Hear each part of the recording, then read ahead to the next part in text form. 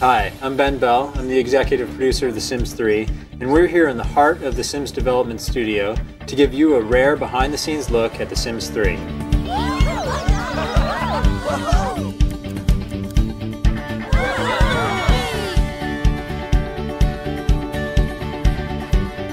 The truth is that a video game is made by every single person on the team. Everybody on the game team makes a significant contribution to the final product. In The Sims 3, you'll discover an open living neighborhood full of endless possibilities. The Sims 3 sort of takes a lot of the best things we've loved about previous Sims games, but puts them in an entirely new situation. You have the open world where you can walk around this neighborhood and for the first time ever visit your neighbor and say, hey, what's up? You can look at the town from far away, and then you can zoom in on any location in the town to see what's going on, to see what the Sims are doing. I can explore the neighborhood, I can walk around the streets, I can even go to the center of town. It's about being able to go out in the world, spy on other people, watch what they're doing, and change it.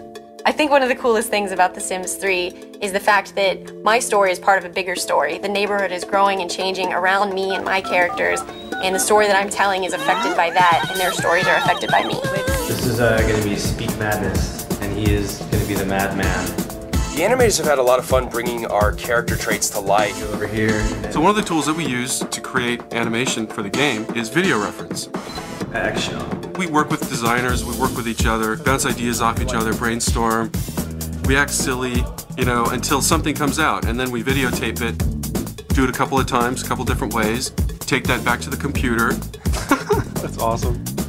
And the animator tells me, you know, I want to do it this way, and I say, I'd like it if you did it that way, and we come to some middle ground, and then the animator's off and making something really cool. The Sims 3 offers a lot of new opportunities to make super unique characters and super unique places for them to go and things to do. You'll be able to use Create a Sim to make people that you actually know. Choose fat, thin, and fit bodies, male or female. Give your character a name, a little bit bigger head, customize your eyebrows, eye socket depth, size of your nose, definition of your nose, cheekbones, how big their chin is, how square their chin is. Choose all the different hair colors, hairstyles, all the different kinds of hats that we have. You can design your own Sims' physical appearance, outfit, and personality. So the personality simulator is this huge feature where we have tons of traits that you can pick from, and you can assign whichever one you want onto your character, so they could be great cook, good sense of humor, a little neurotic, bit of a slob. Paranoid Sim, all of a sudden they'll be like looking around and An excitable one might be get all sorts of excited and clap, and you're like, oh, my Sim's excitable. They get really interested in things they're doing. Stupid look kind of like this. Vain look like this. hot-headed Sims are just always angry. They're just like, ah! And every Sim can have up to 5 traits assigned to them, which is really exciting and allows you to create such a huge, wide variety of unique Sims. Neurotic Sims just can't cope. They'll be like, no, I can't do it. Or a great cook may have that little touch that when they finish off a dish, they're, that's just delicious. Over-emotional Sims are always crying, they're always upset. All these little things that really define someone and makes them special, and ultimately this affects your game in so many different ways throughout. Oh yeah! Go, go, go, go! We're having the best time on this team. Oh yeah, Dave's lamp again! We've got the best people to work with. We create this incredible world that has so much rich detail, and then we have the added challenge of building it in a system that every player can change and modify.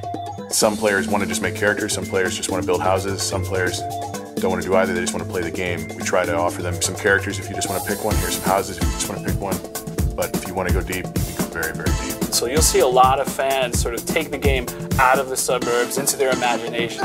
They will build out the sets to their favorite movies, their favorite TV shows. The game will also offer you the chance to do this really quick and rewarding short-term gameplay so you can accomplish something and then kind of move on and do something different. Let's say that your Sim really wants to meet this girl down the street and he's dreamt of this perfect job.